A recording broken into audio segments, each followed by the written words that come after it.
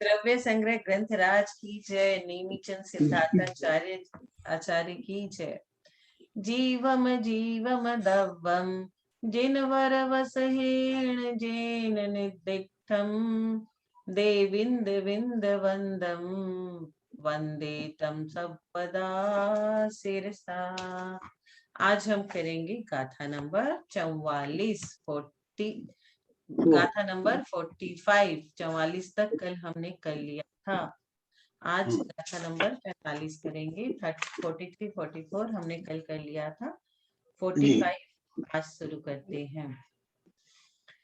असुहादो विनिवृत्ति सुहे पवित्य जान चारितम वद समिधि गुत्तिरुवम ववहारणया दुजिन भणिनम। इसका क्या अर्थ है? अशुभ कार्य की निवृत्ति और शुभ कार्य में प्रवृत्ति उसे व्यवहार चारित्र जानो। व्रत समिति गुप्ति रूप ऐसा वह व्यवहार, व्रत समिति गुप्ति रूप ऐसा वह चारित्र व्यवहार न से जिनेन्द्र देव ने कहा है। हम जो भी अभी सुनते हैं वो किसका कहा हुआ है? महावीर स्वामी की वाणी है और गंधर ने हमें कही है आचार्यों को, और आचार्यों ने लिपिबद्ध की है। तो यहाँ क्या कहने को कहा? अशुभ कार्य की निवृत्ति और शुभ कार्य में प्रवृत्ति। इसी सराग चारित्र के एक देश अवयव रूप देश चरित्र का प्रथम कथन अब हम करते हैं। वह क्या है?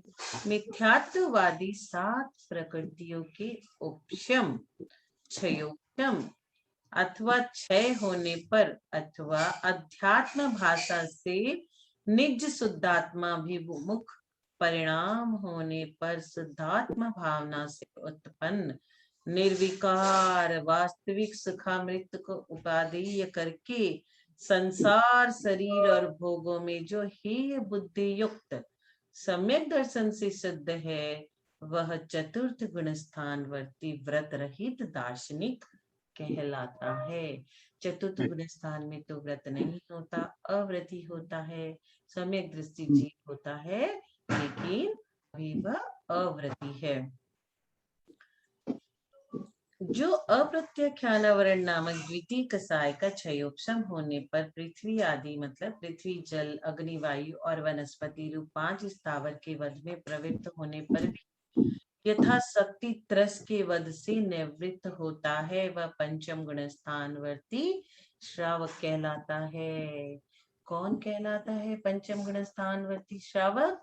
जो वनस्पति पृथ्वी जल अग्नि वायु और वनस्पति रूप 5 स्थावर के वध में प्रवृत्त होने पर भी, क्योंकि अभी वह ये सबको भोग रहा है, लेकिन छोड़ा किसको है? त्रस के वध को छोड़ दिया है। त्रस के वध से निवृत्त होता है वह श्रावक। अभी भी वह श्रावक है, ध्यान रखिएगा। माता जी, छुल्लक जी, छुल्लिकाइन जी, एलक जी और जितने भी प्रतिमाधारी है सब पंचम गुण स्थान वर्ती है और ये उत्तम श्रावक कहलाते हैं। उस श्रावक के 11 भेद कहे जाते हैं। सम्यक दर्शन पूर्वक मद मांस मधु और 5 उदंबर फलों के त्याग रूप इन सब का त्याग रहता है। मध्य का त्याग, मांस का, मधु का, उदंबर का, ये मूल गुणों का पालन, अष्ट मूल गुणों का पालन करता हुआ जो जीव युद्धादि में प्रवृत्त होने पर भी पाप की वृद्धि करने वाले शिकारी आदि के समान बिना प्रयोजन जीव घात से निवृत्त हुआ है वह प्रथम दार्शनिक श्रावक कहलाता है। पहले श्रावक का क्या क्या गुण बताया? अष्टमूल गुण को पालन करता है, मध्य मांस मधु ये 5 उदंबर इन सब का त्याग करता है, और युद्धादि में प्रवृत्त होने पर भी पाप की वृद्धि करने वाले शिकार आदि के समान बिना प्रयोजन जीव घात से निवृत्त हो गया है वह प्रथम दार्शनिक श्रावक कहलाता है। और वही दार्शनिक श्रावक जब त्रस्त जीवों की हिंसा से सर्वथा निवृत्त होकर वही श्रावक क्या करता है? जब इन त्रस्त जीवों की हिंसा को छोड़कर 5 अनुव्रत, 3 गुणव्रत और 4 शिक्षा व्रत सहित होता है, वह व्रती नामक दूसरा श्रावक हो जाता है। चौथे गुण स्थान से जब जीव 5वें गुण स्थान की ओर बढ़ता है, तब उसे व्रती श्रावक कहते हैं। वही जब तीनों काल सामायिक करने लगता है, तब तीसरी प्रतिमा धारक प्रोसोध उपवास कहलाता है। और चौथी प्रतिमा धारक सचित्त के त्याग से पांचवी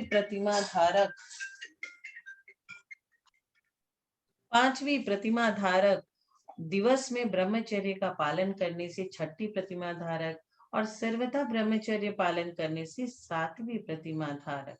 ध्यान रखिए, ब्रह्मचर्य व्रत का पालन 7वीं प्रतिमा में आता है। उसके पहले 6 प्रतिमा तक हम बिना ब्रह्मचर्य व्रत के संसार में रह के भी प्रतिमाधारी रहते हैं। आरंभ आदि संपूर्ण व्यापार के त्याग से 8वीं प्रतिमा धारक। अब 8वीं प्रतिमा में आरंभ का त्याग आता है। जो हम लोग खाना बनाते हैं, बिजनेस करते हैं, इन सब का त्याग 8वीं प्रतिमा धारक। पहनने के ओढ़ने के वस्त्रों के अतिरिक्त अन्य सर्व परिग्रह के त्याग से 9वीं प्रतिमा धारक। और घर व्यापार आदि संबंधी समस्त पापम कार्यों में संपत्ति, इन सभी पाप के कार्यों में सम्मति देने का, सलाह देने का त्याग करने से 10वीं प्रतिमा धारक और उद्दिष्ट आहार के त्याग में 11वीं प्रतिमा धारक श्रावक होता है। इन 11 प्रकार के श्रावक में पहली 6 प्रतिमा धारक तारतम्य रूप से जघन्य श्रावक है। जो श्रावक पहले से लेकर 6ठी प्रतिमा का पालन करता है, वह जघन्य श्रावक है। और उसके पश्चात 3 प्रतिमा धार करके मध्यम श्रावक, और मध्यम श्रावक के बाद अंतिम 2 प्रतिमा धारक उत्तम श्रावक कहलाता है।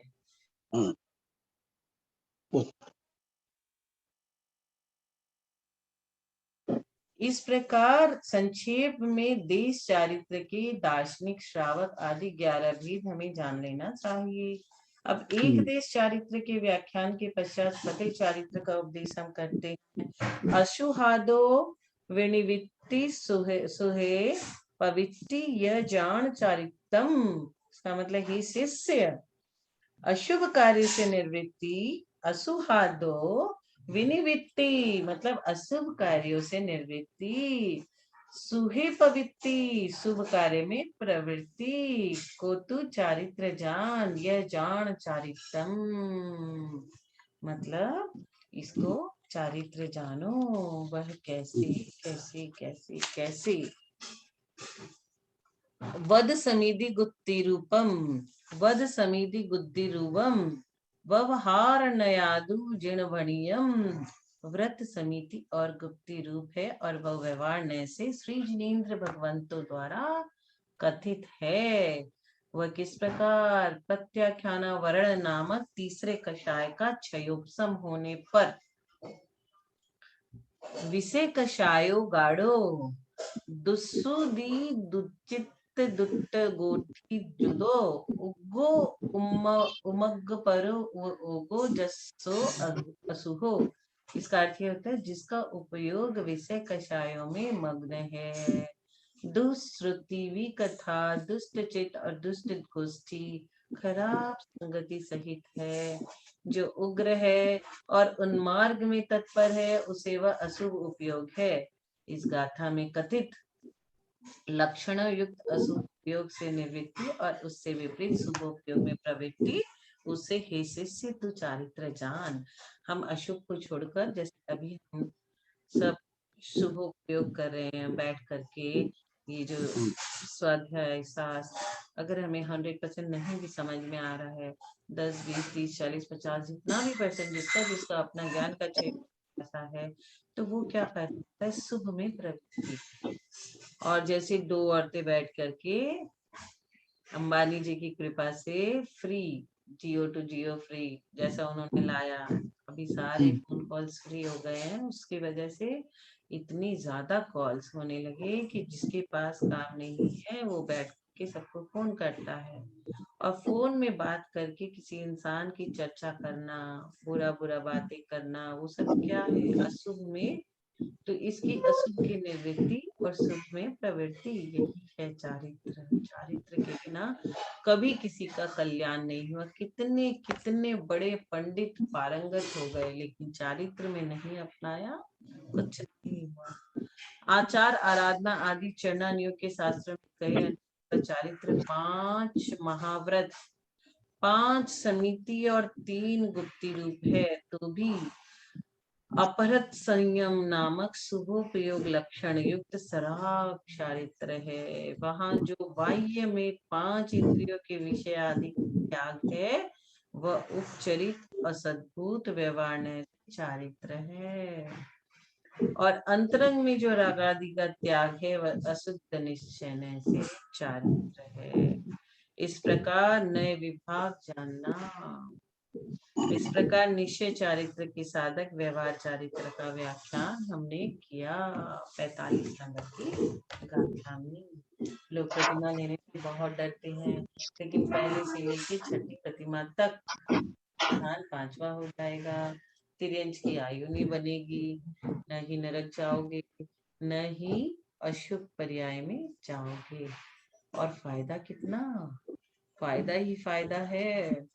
छोड़ना क्या है आपको, फास्ट फूड छोड़ना है, और क्या छोड़ना है, जंक फूड को, और क्या छोड़ना है, जमी कंद छोड़ना है आपको, और क्या करना है, कषायों को धीरे धीरे कम करना है, भोजन को शुद्ध करना है, अपने समय का सदुपयोग करना है, शुभ का उपयोग करना है और अशुभ की निवृत्ति करनी है।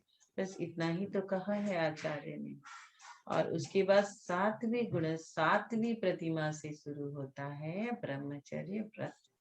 उसके पहले छठी प्रतिमा तक आपको सिर्फ जिन दर्शन करने हैं, रात्रि भोजन नहीं करना है, छान के कुएं से के पानी से सब भोजन एकदम सात्विक भोजन बना के खाना है, सचित्त का त्याग करना है।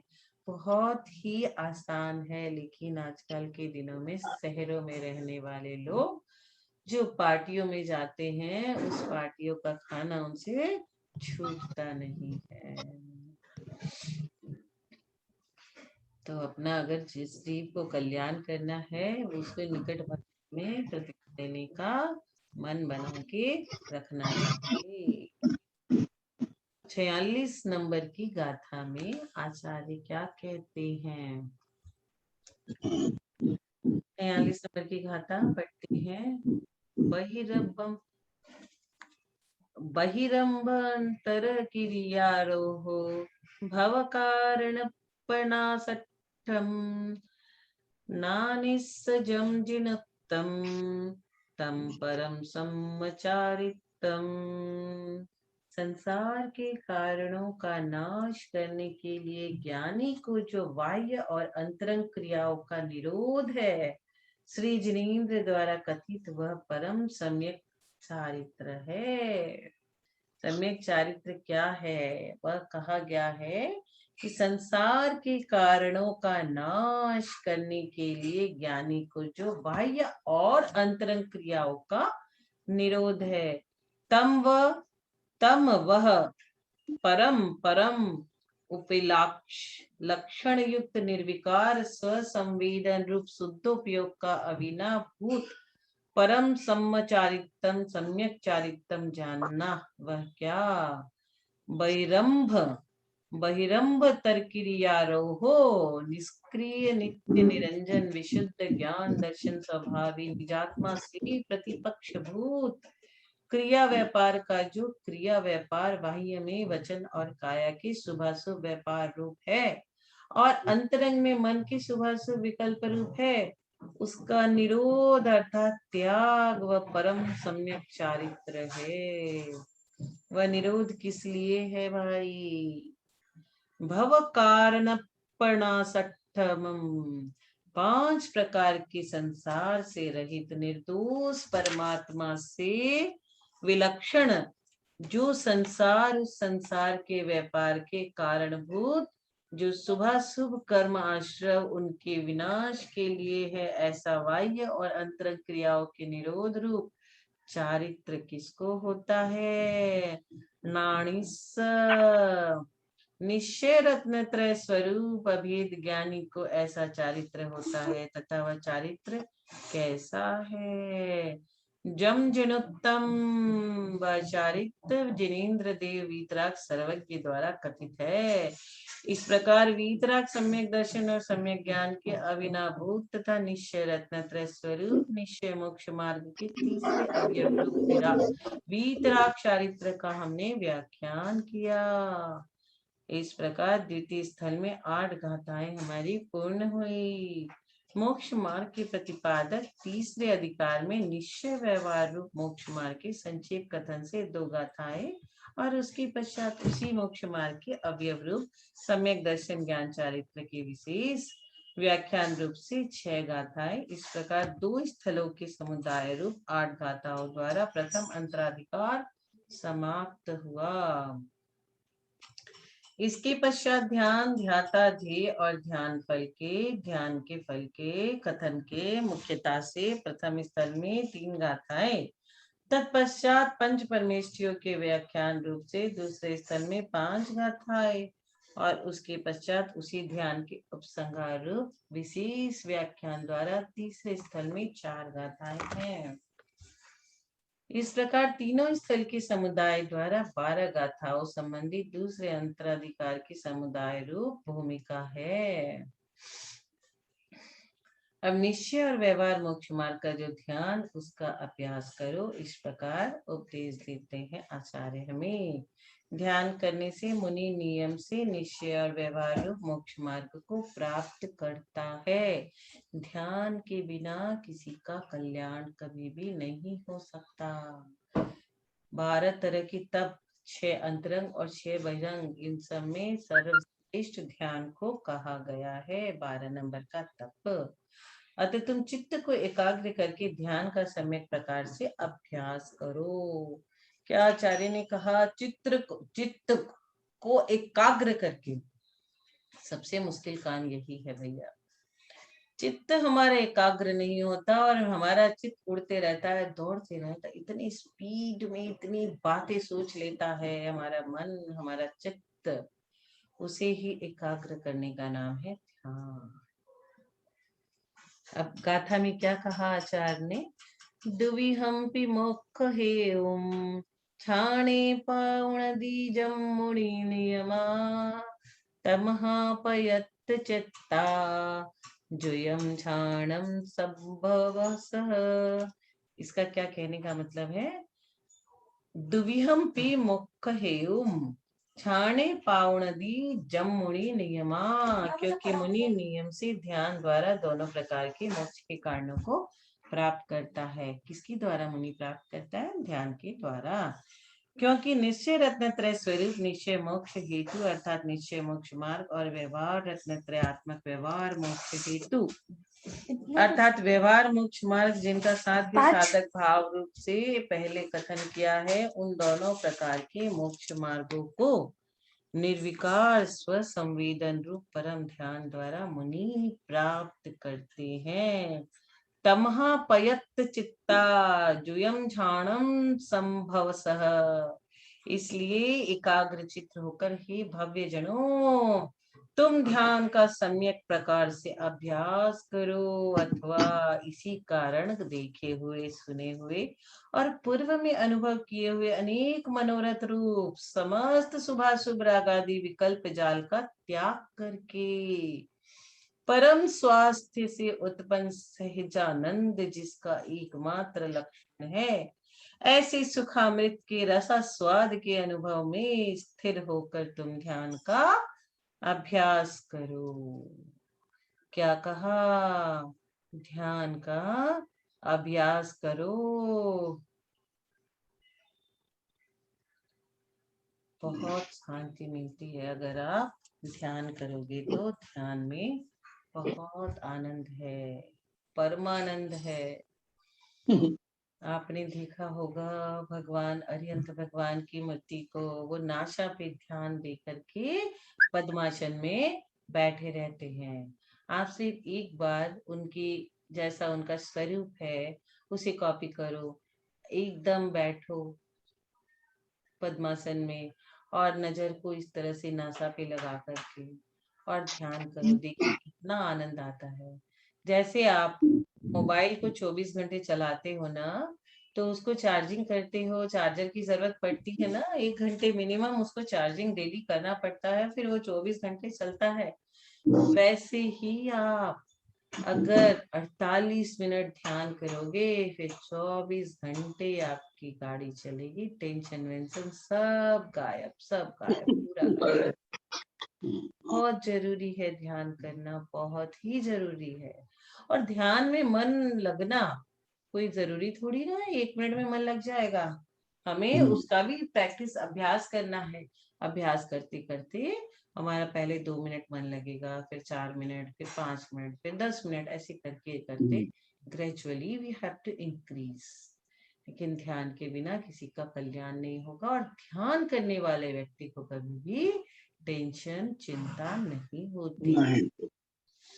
तो आचार्य ने जो कहा हमें उसे फॉलो करना चाहिए।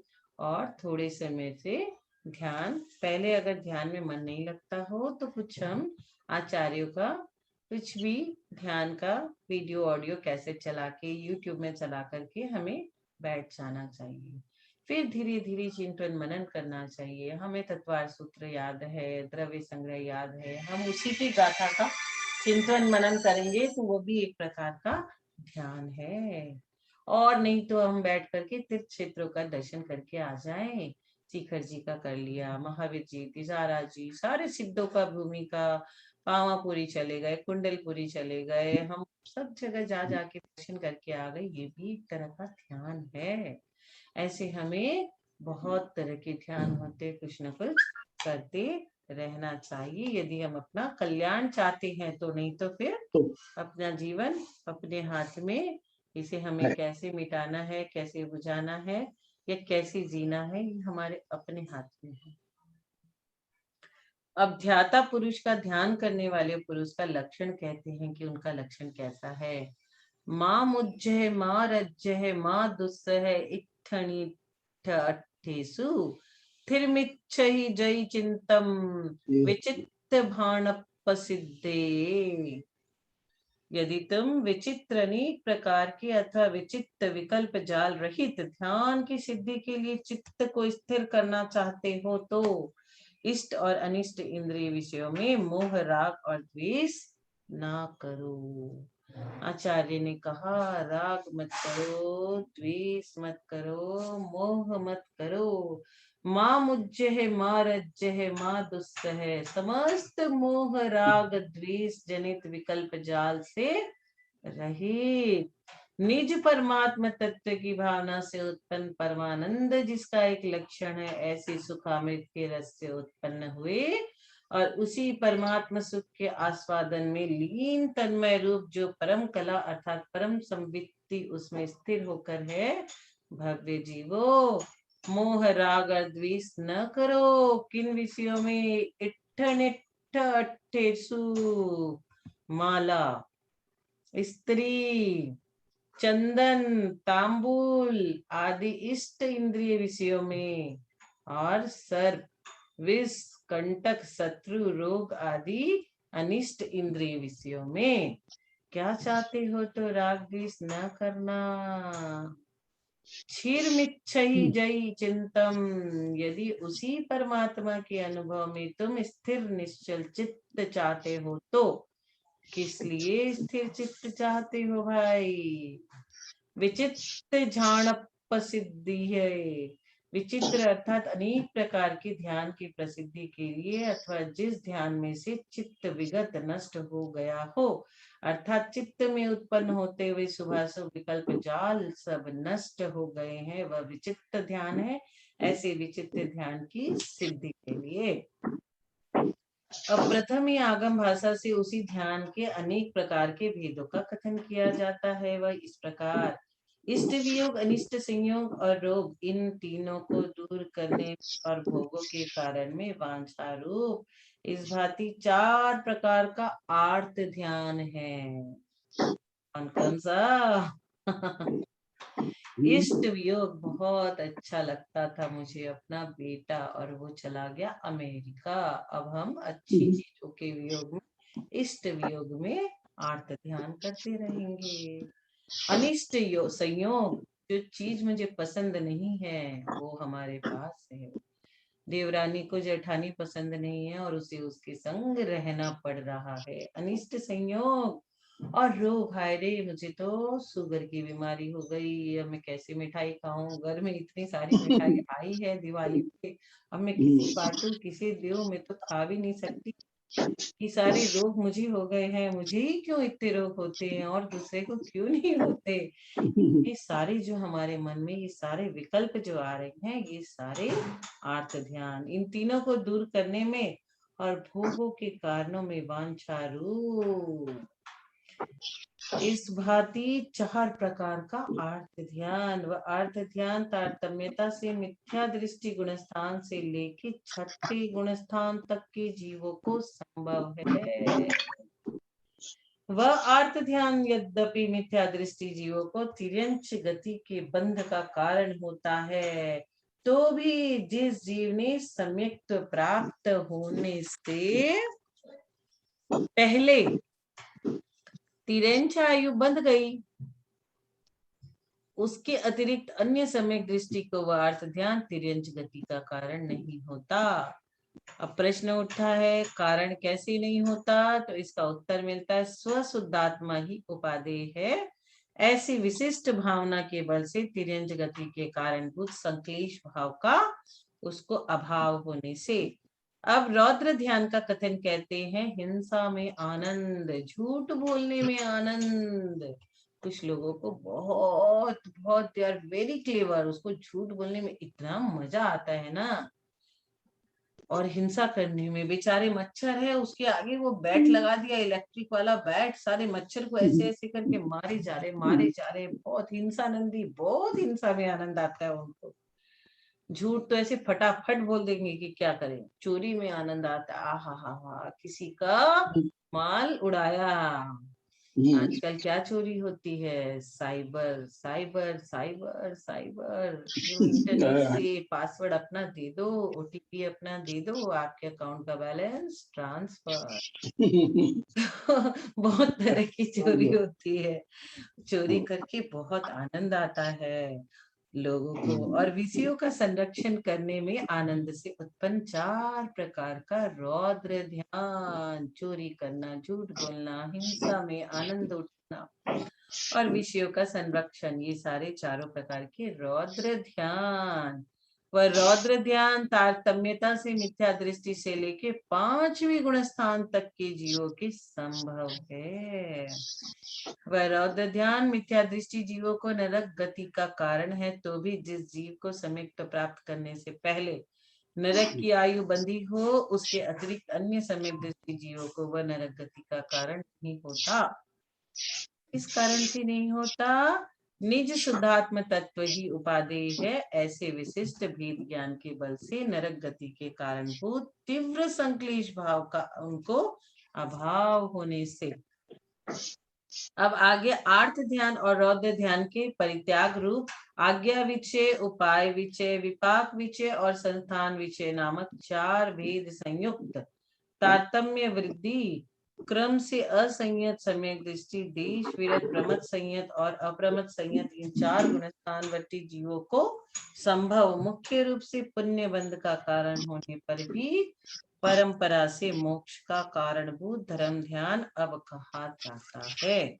वह इस प्रकार है, स्वयं मंद बुद्धि हो और विशिष्ट ज्ञानी गुरु की प्राप्ति न हो, तब शुद्ध जीवादि पदार्थ सूक्ष्म होने से सूक्ष्म जिनोत्तम वाक्यम हेतुर्भियन्हन्यते आज्ञा सिद्धम तु तद ग्राह्य नान्यथा वादिनो जिन्हा। अर्थात अर्थ इसका अभी हम करेंगे।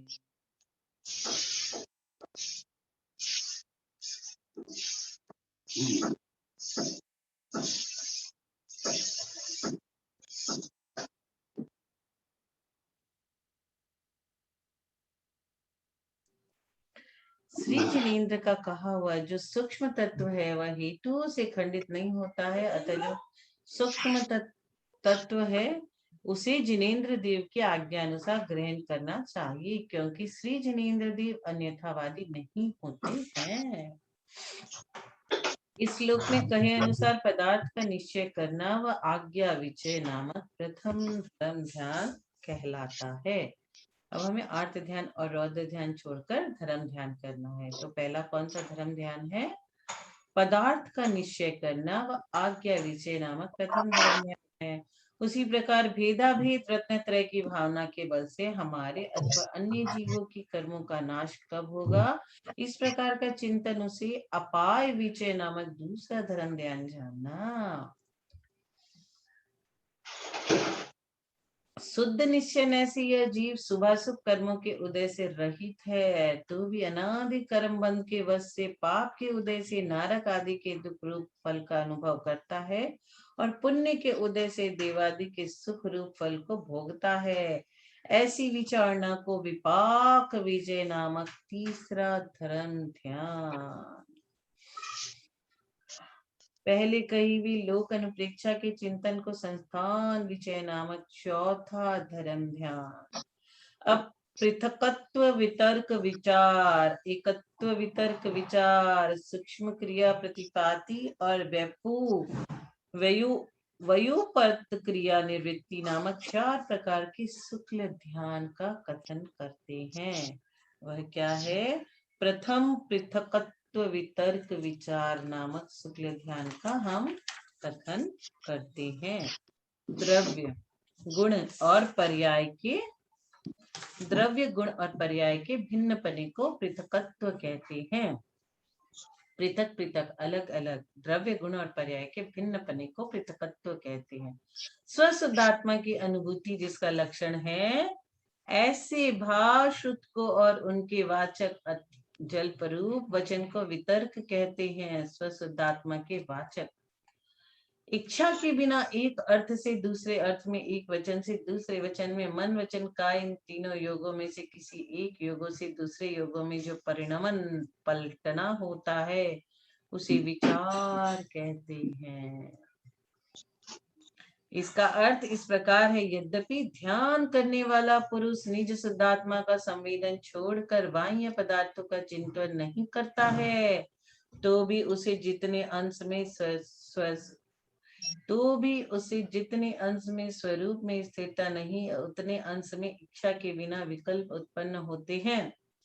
इस कारण इस ध्यान को पृथकत्व वितर्क विचार कहते हैं। यह प्रथम शुक्ल ध्यान उपशम श्रेणी की विवक्षा में अपूर्व कर्ण उपशमक, अनिवृत्तिकरण उपशमक, सूक्ष्म सांप्राय उपशमक और उपशांत कषाय इन 4 गुण स्थान में होता है, और छपक श्रेणी की विवक्षा में अपूर्व करण छपक, अनिवृत्तिकरण छपक और सूक्ष्म सांप्राय छपक इन 3 गुण स्थान में भी होता है। इस प्रकार प्रथम शुक्ल ध्यान का व्याख्यान हमारा पूर्ण हुआ। शुक्ल ध्यान कितना पवित्र है, कितना पवित्र है। निज शुद्धात्म द्रव्य में अथवा विकार रहित आत्म सुख के अनुभव रूप पर्याय में अथवा उपाधि रहित स्व संवेदन गुण में पर्याय, इन तीनों में से जिस एक में द्रव्य गुण अथवा पर्याय में प्रवृत्त हो, उसमें ही वितर्क नामक स्व संवेदन लक्षण युक्त भाव श्रुत के बल से स्थिर होकर अविचार रूप होता है, अथवा द्रव्य गुण अथवा पर्याय में परावर्तन नहीं करता। वह क्षीण कसाय गुण स्थान में संभव एकत्व वितर्क अविचार नामक दूसरा शुक्ल ध्यान कहलाता है। इस दूसरे शुक्ल ध्यान से ही केवल ज्ञान की उत्पत्ति होती है। अब सूक्ष्म काय की क्रिया से व्यापार रूप और अप्रतिपाती जिससे गिरता नहीं है, ऐसा सूक्ष्म क्रिया प्रतिपाती नाम तीसरा शुक्ल ध्यान है। वह उपचार से संयोगी केवली जिनगण स्थान में होता है, जिसमें से क्रिया विशेष रूप से उपरत अर्थात निवृत्त हुई है। वह वैपू परत क्रिय है। वैपू परत क्रिय हो, सर्व क्रिया की निवृत्ति हुई हो और अनिवृत्ति हो अथवा मुक्ति न हुई हो, वयु परत क्रिया निवृत्त नामक चौथा शुक्ल ध्यान। वयु परत क्रिया निवृत्ति, चौथा शुक्ल ध्यान। वह उपचार से अयोगी केवली जनगुण स्थान में ही होता है। जिस प्रकार संक्षेप में आगम भाषा से भिन्न भिन्न प्रकार के ध्यानों का हमने व्याख्यान किया, अध्यात्म भाषा से सहज शुद्ध परम से चैतन्यशाली परिपूर्ण आनंद के धारक भगवान निज आत्मा में उपादेय बुद्धि करने के पश्चात में अनंत ज्ञान में हूँ, मैं अनंत सुख रूप हूँ इत्यादि भावना रूप अंतरंग धर्म ध्यान कहलाता है। पंच परमेश्वरों की भक्ति आदि और उसके अनुकूल अंतरंग धर्म ध्यान को व्यवहार से अनुकूल शुभ अनुष्ठान वह बहिरंग धर्म ध्यान है। उसी प्रकार निज शुद्धात्मा में विकल्प रहित समाधि रूप शुक्ल ध्यान है। पदस्थम मंत्र वाक्यस्थम पिंडस्थम स्वात्म चिंतनम रूपस्थम सर्वचिदुप्रम रूपातीतम निरंजनम। क्या अर्थ है? मंत्र वाक्यों में स्थित पदस्थ ध्यान है, निज आत्मा का चिंतन व पिंडस्थ ध्यान है। जो मंत्र वाक्यों में स्थित उसके पदस्थ ध्यान कहते हैं। और अपनी आत्मा में उतरना, अपनी आत्मा का चिंतन करना, यह पिंडस्थ ध्यान है। सर्वचिद्रूपम, सर्वचिद्रूप का चिंतन वह रूपस्थ ध्यान है। और निरंजन का ध्यान रूपातीत ध्यान है, निरंजन का ध्यान। इस श्लोक में कहे अनुसार भिन्न भिन्न प्रकार का ध्यान हमें जानना चाहिए। अब ध्यान के प्रतिबंधक मोह राग और द्वेष का स्वरूप कहते हैं। शुद्धात्मा आदि तत्वों में विपरीत अभिप्राय उत्पन्न करने वाला वह मोह दर्शन मोह अथवा मिथ्यात्व है। निर्विकार स्वसंवेदन जिसका लक्षण है, ऐसे वीतराग चारित्र को आवरण करने वाला चारित्र मोह वह राग और द्वेष कहलाता है। चारित्र मोह शब्द से राग द्वेष किस प्रकार कहा जाता है, प्रश्न यह उठता है। तो इसका समाधान, कषायों में क्रोध मान ये दो द्वेष के अंश है, और माया लोभ ये दो राग के अंश है। चीजों में बहुत ज्यादा राग है आपको, तो आपको लोभ होने से, माया होने से, और कषाय है किसलिए, क्रोध और मान ये दो द्वेष के अंश है। 9 कषाय स्त्री वेद, पुरुष वेद, नपुंसक वेद, ये सारे 3 वेद तथा हास्य और रति ये 2, ये 5 9 कषाय भी राग के अंश है। अरति शोक ये 2 तथा भय जुगुप्सा ये 2, ये 4 मिलाकर के 2 + 2 4 मिलकर के 9 कषाय के ये जो 4 है वे द्वेष के अंश है।